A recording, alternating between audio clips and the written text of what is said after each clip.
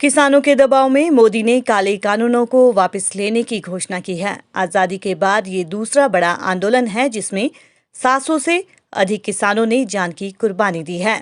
ये बात शिमला में संयुक्त किसान मंच ने शिमला में कही।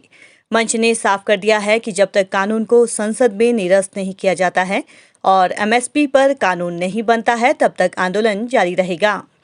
संयुक्त किसान मंच के संयोजक हरीश चौहान ने शिमला में पत्रकार वार्ता के दौरान कहा कि इस आंदोलन के दौरान अनेक तमगे किसानों को दिए गए, लेकिन किसानों ने हार नहीं मानी। उन्होंने मोदी सरकार से सवाल किया है कि इस आंदोलन में 700 लोगों की शहादत को सरकार क्या पहले रोक नहीं सकती थी। उन्होंने कहा कि प्रधानमंत्री ने अपने संबोधन में कहा कि सरकार किसानों को समझा नहीं पाई, लेकिन वास्तविकता में किसान तो पहले ही समझ गया था, लेकिन प्रधानमंत्री नहीं समझ पाए थे। उन्होंने कहा कि प्रधानमंत्री के समझने के बाद अब प्रदेश के मुख्यमंत्री की बारी है। उपचुनाव में 4 सीट हारे हैं, लेकिन 2022 के चुनाव सामने हैं। उन्होंने कहा कि किसानों ने 15 सूत्रीय मांग पत्र मुख्यमंत्री को सौंपा था, लेकिन किसानों की मांग पर प्रदेश सरकार ने कोई ध्यान नहीं दिया है। उन्होंने कहा कि कश्मीर की तर्ज पर सेब MIS पर खरीदने की मांग लंबे समय से उठाई जा रही है। हरीश चौहान ने कहा कि वे भी भाजपा RSS के संगठन से जुड़े हैं, लेकिन वे शुरू से जानते थे कि ये कानून काले हैं। वहीं उन्होंने कहा कि प्रदेश में किसानों को खाद की भारी कमी है। किसानों को कहीं भी खाद नहीं मिल रही है, जहां मिल रही है वो महंगी है। उन्होंने कहा कि खाद पर सब्सिडी के सारे दावे हवा हो गए हैं। सरकार को इस पर गौर करने की जरूरत है। वहीं उन्होंने कहा कि भूमि अधिग्रहण में जो मुआवजा मिलता है वो दूसरे प्रदेशों की तुलना में काफी कम है। इसको लेकर संयुक्त किसान मंच भूमि अधिग्रहण प्रभावित मंच के साथ मिलकर 14 दिसंबर को विधानसभा के शीतकालीन सत्र का घेराव करेगी। के किसानों को इस जीत के लिए बधाई देनी थी और हिमाचल प्रदेश के किसानों बागवानों को भी बधाई देनी थी। सब पूरे देश में जो एक ये 3 काले कानून आए थे, उन पूरे कानूनों को जो है आज पिछले कल जो है गुरु महाराज जी के प्रकाश दिवस के उपलक्ष्य में जो है भारत सरकार ने विड्रॉ किया है। एक किसानों बागवानों की बहुत बड़ी जीत हुई है। पूरे भारतवर्ष के साथ हिमाचल प्रदेश के किसानों बागवानों की भी उस खुशी के उस पे आज हम बधाई के तौर पर यहाँ पर आप सबके सामने रूबरू हुए हैं।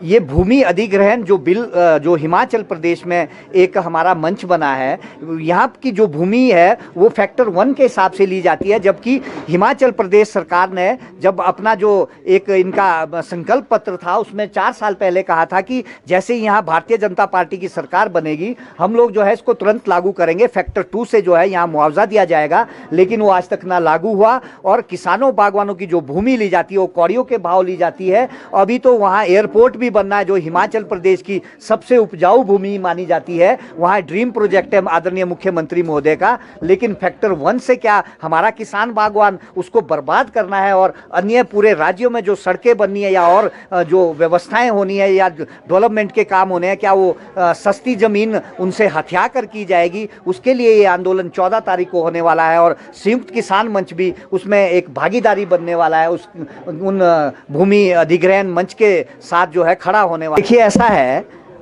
वो भारतीय किसान यूनियन का जो निर्णय है वो बिल्कुल बढ़िया निर्णय है। जब तक ब्लैक एंड व्हाइट में कहीं नहीं आएगा तब तक बात नहीं बनेगी। क्योंकि भारत के किसानों को जो है इस सरकार के ऊपर भरोसा नहीं रहा है। 11 दौर की बातचीत के बाद भी जो कोई समाधान नहीं निकला।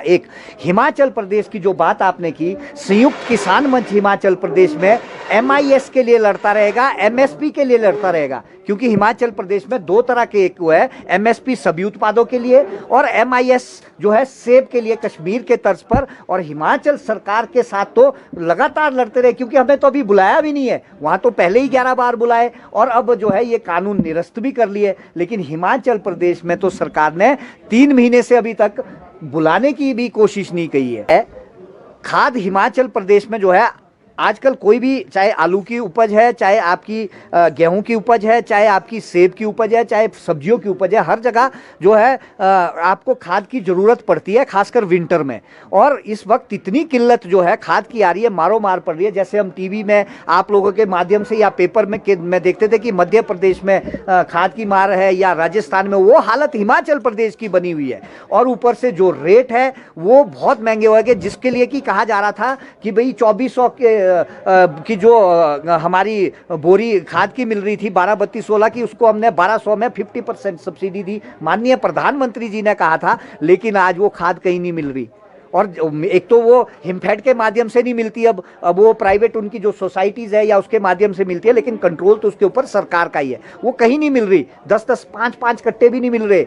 अगर कहीं मिल रहे हैं आपको किसी स्टेशन पे तो हमें भी बता दे, हम भी वहाँ किसान चले जाएंगे। लेकिन ये इतनी बड़ी बात, और इसके अलावा 250 रुपये तक के रेट बढ़ गए उन खादों के। कहते हैं कि भी हमने सब्सिडी दे दी, चोर दरवाजे से जो है उसके रेट बढ़वा दिए। तो क्या किसानों की हालत होने वाली है?